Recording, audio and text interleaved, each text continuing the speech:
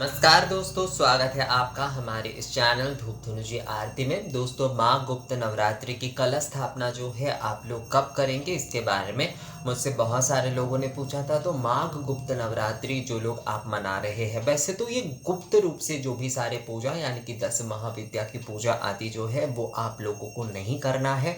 सहज और सरल तरीके से माता रानी की सेवा पूजन आरती आप कर सकते हैं। बहुत सारे लोग ये कन्फ्यूजन में भी रहते हैं कि ये गुप्त आदि है तो ये उन्हें करना चाहिए या नहीं। बहुत सारे लोगों का मन होता है तो कर सकते हैं, आप कलश स्थापना आदि सभी करके कर सकते हैं। पर इसके जो 10 महाविद्या आदि के जो पूजन यानी कि जो गुप्त पूजन आदि होते हैं उसे आप बिल्कुल करने मत जाइएगा। आप जो है जैसे कि 10 महाविद्या की मैंने धूप के बारे में ऑलरेडी वीडियो बना दिया है दोस्तों, उसे आप चेक कर सकते हैं। आप 10 महाविद्या की धूप जो है वो कर सकते हैं। अगर नित्य प्रतिदिन आप करना चाहते तो वो आप कर सकते हैं। पर जो है आगम अनुसार मैंने वो वीडियो बनाया था 10 महाविद्या के धूप के ऊपर, आप वो कर सकते हैं। पर आप जो है दोस्तों 10 महाविद्या की पूजा आदि बिल्कुल भी जो है अपने आप करने मत जाइएगा। पर हाँ, माता रानी की सहज सरल सेवा पूजा आरती जिस विधि से आप नवरात्रि मनाते हैं वही जो है सहज सरल तरीके से, क्योंकि ज़्यादातर लोग तो जो है वो हम गृहस्थ जो होते हैं वो शारदीय नवरात्रि और वसंत नवरात्रि यही दोनों नवरात्रि मनाते हैं बड़े तौर पर। कई जगह पर वसंत नवरात्रि बहुत बड़े तौर पर मनाई जाती है तो कई जगह पर शारदीय नवरात्रि, शारदीय ही अभी जो है ज़्यादातर बड़े तौर पर मनाए जाते हैं। तो गुप्त नवरात्रि में आप नवरात्रि पूजन सेवा आदि अवश्य कर सकते हैं।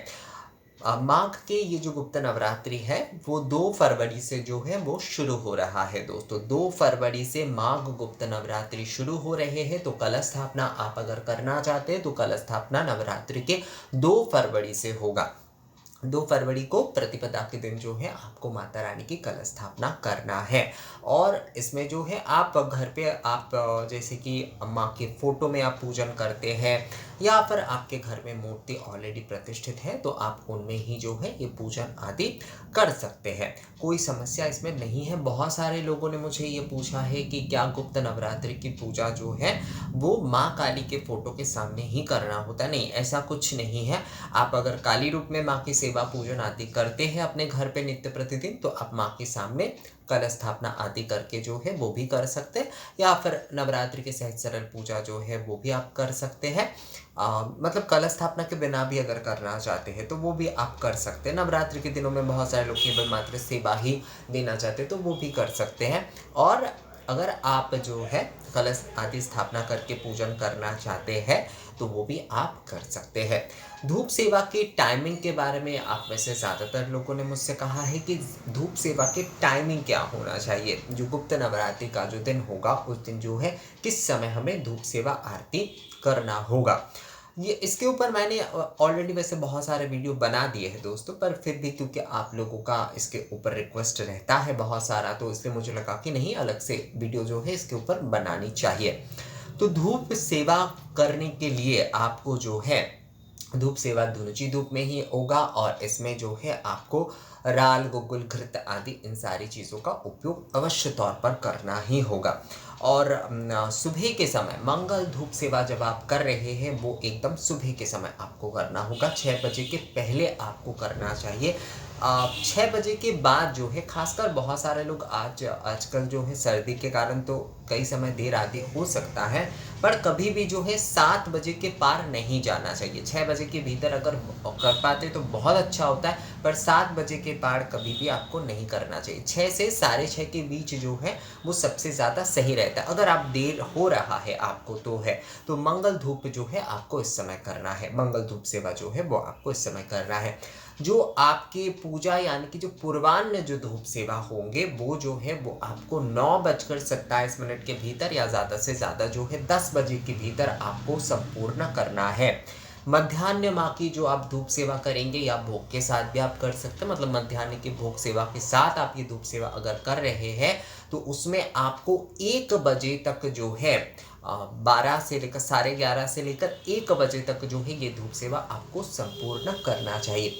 और सायंकालीन यानी कि संध्या की जो धूप सेवा आपको करना है वो आपको जो है दोस्तों, आपको अभी तो देखिए सर्दी का समय है तो 5 बजते बजते ही जो है ना सूरज ढल जाता है और आप जो है प्रदोष के भीतर अगर कर पाते हैं तो बहुत अच्छा है। तो कोशिश करिए कि 5:30 से 6:30 के भीतर जो है धूप सेवा आरती आदि आप करने की, यानी कि जो संध्याकालीन जो धूप सेवा है वो आप 5:30 से 6:30 7 के भीतर ही जो है ना 7 बजे के भीतर जो है आप संपूर्ण करिए दोस्तों। तो सुबह की मंगल धूप सेवा जो है वो आपको जो है सुबह 6 बजे के भीतर करना है। 4 से 6 बजे के भीतर अगर करते हैं तो बहुत अच्छा होता है ये समय। मैं फिर से कह रहा हूँ, 7 बजे के पार मत करिएगा।